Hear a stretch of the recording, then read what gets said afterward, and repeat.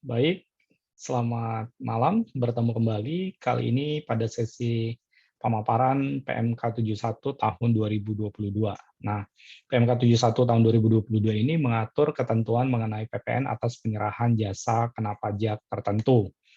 Apa yang menjadi latar belakang dari penerbitan PMK 71 tahun 2022 ini? Yang pertama yaitu untuk kemudahan, kemudian keadilan dan kepastian hukum bagi pengusaha kena pajak yang menyerahkan jasa kena pajak tertentu. Lalu PMK 71 tahun 2022 ini merupakan penyesuaian dari PMK yang terbit terlebih dahulu, yaitu PMK 75 tahun 2010, PMK 92 tahun 2020, dan PMK nomor 6 tahun 2021. Yang menjadi dasar hukum dari penerbitan PMK 71 tahun 2022 yaitu amanat dari pasal 16G huruf I Undang-Undang Nomor 7 tahun 2021 tentang harmonisasi peraturan perpajakan.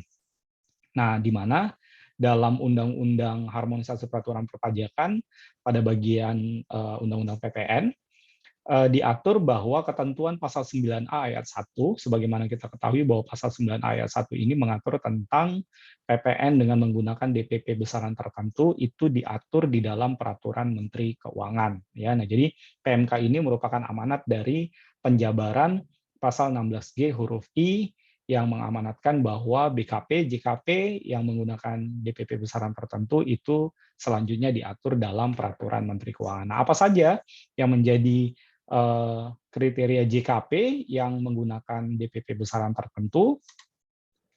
Ada 5 JKP dengan menggunakan besaran tertentu yang diatur dalam PMK nomor 71 tahun 2022 ini, ya.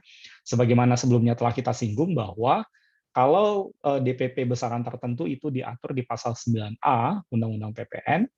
Nah, apa yang menjadi pembeda antara DPP nilai lain? Nah, DPP nilai lain itu diatur di pasal 8A ya Undang-Undang PPN, sementara kalau DPP besaran tertentu itu diatur di pasal 9A Undang-Undang PPN. Nah, yang menjadi pembeda antara DPP nilai lain dengan DPP besaran tertentu, kalau DPP nilai lain itu pajak masukan terkait perolehan BKP atau JKP itu dapat kita kreditkan ya. Tetapi kalau kita menggunakan DPP besaran tertentu sebagai amanat dari pasal 9A Undang-Undang PPN, maka perolehan PPN atau pajak masukan atas perolehan BKP atau JKP itu tidak dapat kita kreditkan ya. Nah, jadi ini hampir sama prinsipnya dengan ketentuan pasal 9 Undang-Undang PPN yang mengatur mengenai PPN yang tidak dipungut dengan PPN dibebaskan ya. Kalau PPN-nya tidak dipungut, maka kita masih bisa merestitusi ya kelebihan selisih antara perolehan BKP atau JKP itu dengan PPN atas penyerahan BKP atau JKP ya. Tetapi kalau PPN-nya dibebaskan, maka kita tidak dapat memperhitungkan ya selisih antara PPN atas perolehan dengan penyerahan begitu kira-kira ya. Tetapi itu diatur di pasal 9 ya, PPN yang tidak dipungut dengan PPN yang dibebaskan. Tetapi kalau DPP nilai lain dengan DPP besaran tertentu, pembedanya adalah yang satu dapat dikreditkan, sementara yang satunya tidak dapat dikreditkan. Apa yang bisa dikreditkan? Yaitu DPP nilai lain, sementara DPP besaran tertentu itu tidak dapat kita kreditkan pajak masukannya. Ya. Nah, apa 5 jasa yang diatur di PMK 71 tahun 2022 ini? Yang pertama adalah jasa pengiriman paket pos. Ya, nah jadi PPN-nya adalah 1,1% dari jumlah yang ditagih atau yang seharusnya ditagih. Lalu yang kedua, jasa biro perjalanan wisata dan atau jasa agen perjalanan wisata ya. Nah, jadi PPN-nya adalah 1,1% dari jumlah yang ditagih atau yang seharusnya ditagih ya. Nah, sebelumnya perlu kita ketahui bahwa kenapa nilainya 1,1%, hal itu berhubungan dengan tarif pasal 7 Undang-Undang PPN ya, di mana tarif pasal 7 berlaku mulai 1 April 2022, maka tarif PPN itu sebesar 11% ya. Lalu nanti 1 Januari 2025 tarifnya menjadi 12%. Nah, jadi yang menjadi DPP adalah 10% dari nilai yang ditagih atau yang seharusnya ditagih. Sehingga PPN-nya adalah tarif PPN dikali dengan DPP besaran tertentu tadi, ya. Jadi 11% dikali 10% dari nilai yang ditagih atau yang seharusnya ditagih, ya, sehingga dapatlah angka 1,1%. Lalu yang ketiga, jasa pengurusan transportasi, ya, atau freight forwarding, ya. Nah, jadi yang di dalam tagihan jasa pengurusan transportasi tersebut terdapat biaya transportasi. Nah, jadi yang dikenakan PPN adalah atas biaya pengurusan transportasinya, ya. Berapa nilai PPN-nya? Yaitu 1,1% dari jumlah yang ditagih atau yang seharusnya ditagih. Apa yang dimaksud dengan free charge itu? Yaitu dapat berupa biaya transportasi, baik menggunakan moda angkutan pesawat, kapal, kereta api, dan angkutan di jalan, ya. Lalu atas jasa pemasaran dengan media voucher, ya, jasa penyelenggaraan layanan transaksi pembayaran terkait distribusi voucher, jasa penyelenggaraan program loyalitas dan penghargaan pegawai, ya, ditetapkan 1,1% dari harga jual voucher. Nah, harga jual voucher ini kira-kira seperti voucher pulsa gitu, ya. Nah, jadi PPN-nya adalah 1,1%.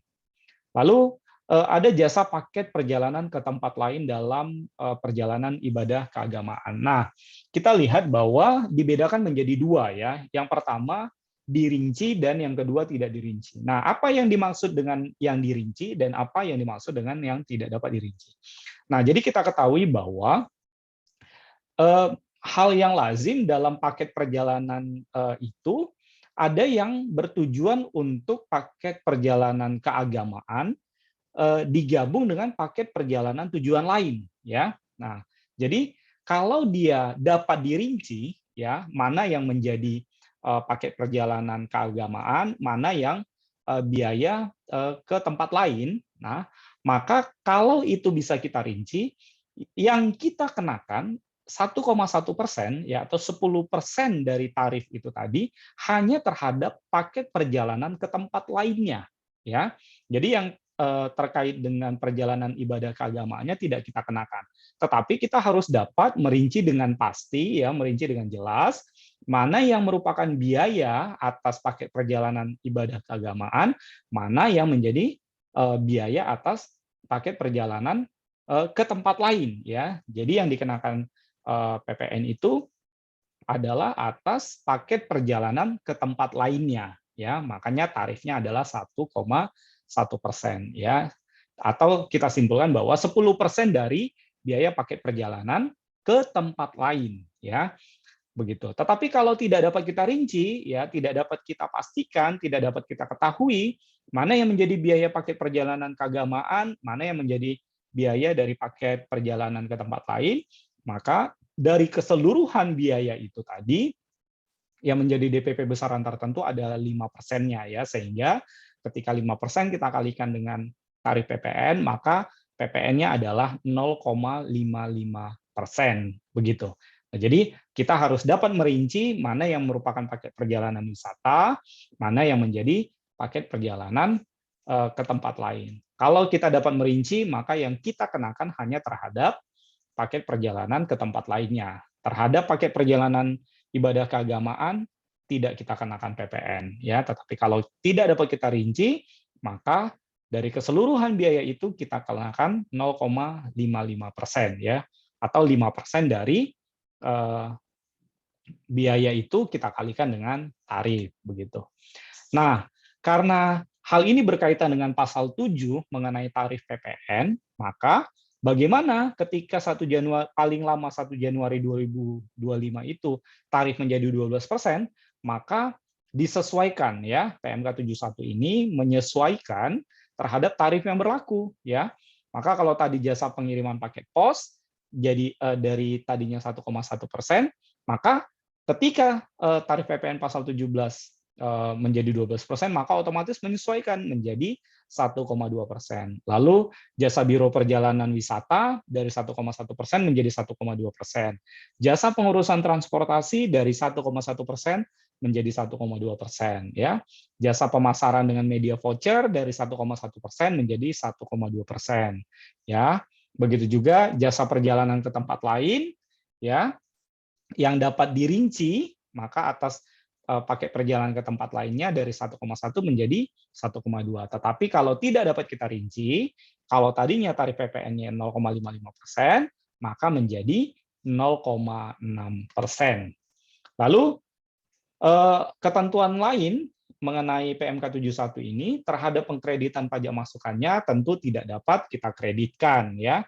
Lalu dalam pembuatan faktur pajaknya kita harus menggunakan kode faktur pajak 05 ya. Faktur pajak yang diterbitkan PKP yang menyerahkan 5 JKP tertentu tadi harus menggunakan kode transaksi 05. Nah, demikian pemaparan mengenai PMK 71 tahun 2022. Semoga bermanfaat dan terima kasih.